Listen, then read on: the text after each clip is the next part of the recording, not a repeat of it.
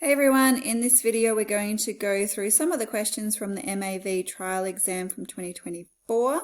So we're going to skip on ahead to question number 4. So there it is. All right, so during reading time, I would see this question and immediately think of a quadratic. All right, so we've got the first term is being squared, and then we've got plus another term equals 1. So even though it doesn't look like a quadratic, it kind of screams out quadratic to me. And there have been questions like this in past exams, and we actually covered one in our mini lecture. All right, so all we're going to do is let k equal sine x.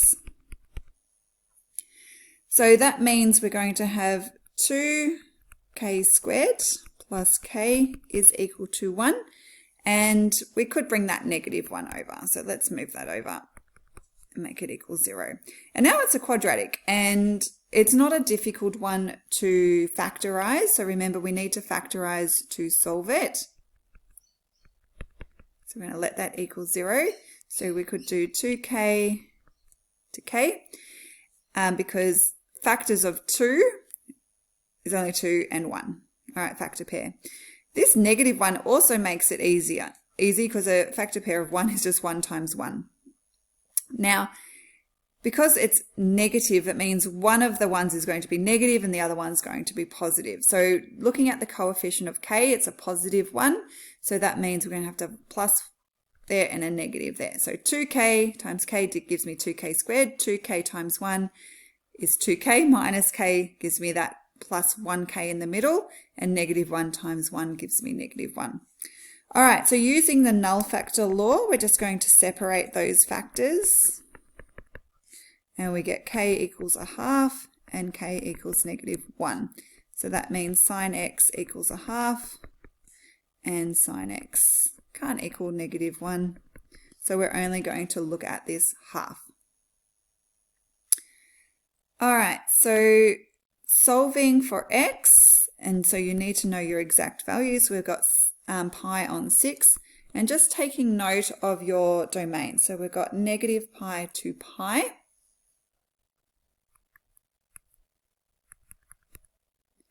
All right, so just drawing a quick unit circle. We're in the first and the second quadrant. So we've already got our pi on 6 solution, and the second one is going to be pi minus pi on 6, getting that in the second quadrant.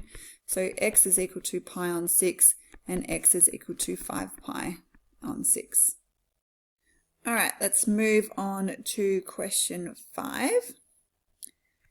All right, so here during reading time, I would recognize this as a composite function question. I would probably even think about, well, how am I going to answer this question? So we know for f of g to exist, so it's a composite function. So for f of g to exist, the range of g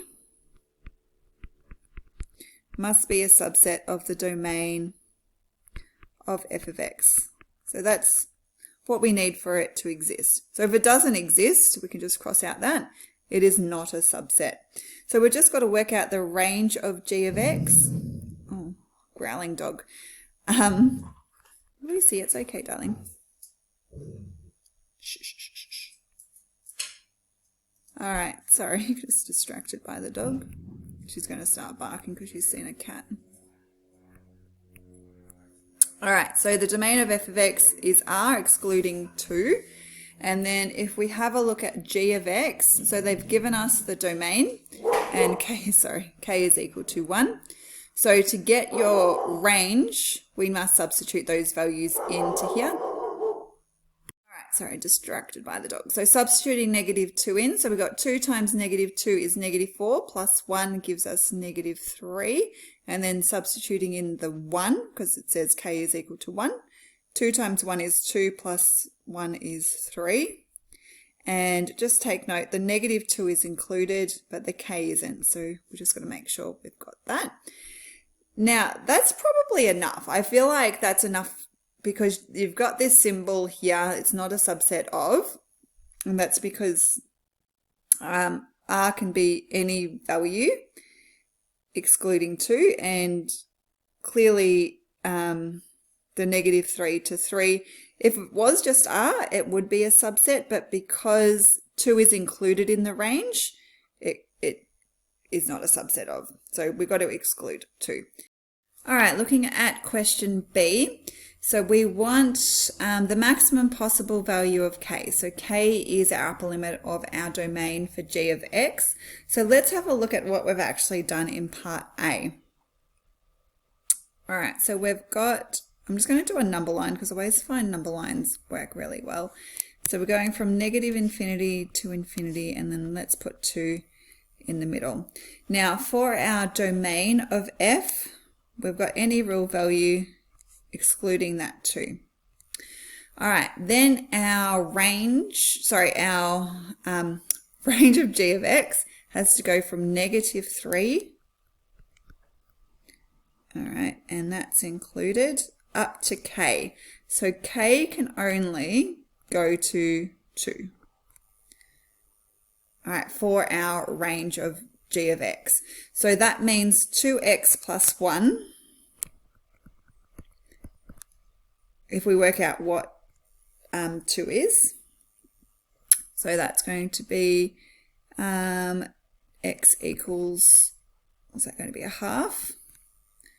All right, so for k, state the maximum possible value of k. So the maximum possible value of k for it to exist, I'm just wondering if it, well, k has to be greater than -2 but less than a half, but it only wants the maximum possible value of k. All right, because I'm just thinking, I mean, half isn't included, but that's denoted with that curved bracket. So k can be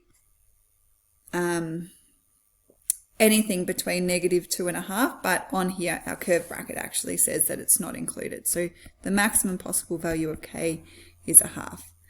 All right, looking at part C, define f of g for the value of k in part B. So what we've got to do is actually look for the composite function. So we're going to substitute g of x into f of x, and I just can't see it. So, oops. Oh, why am I looking at that top question? All right, so f of g is equal to 1 over 2 minus, and then wherever we see x, we're going to substitute in g of x.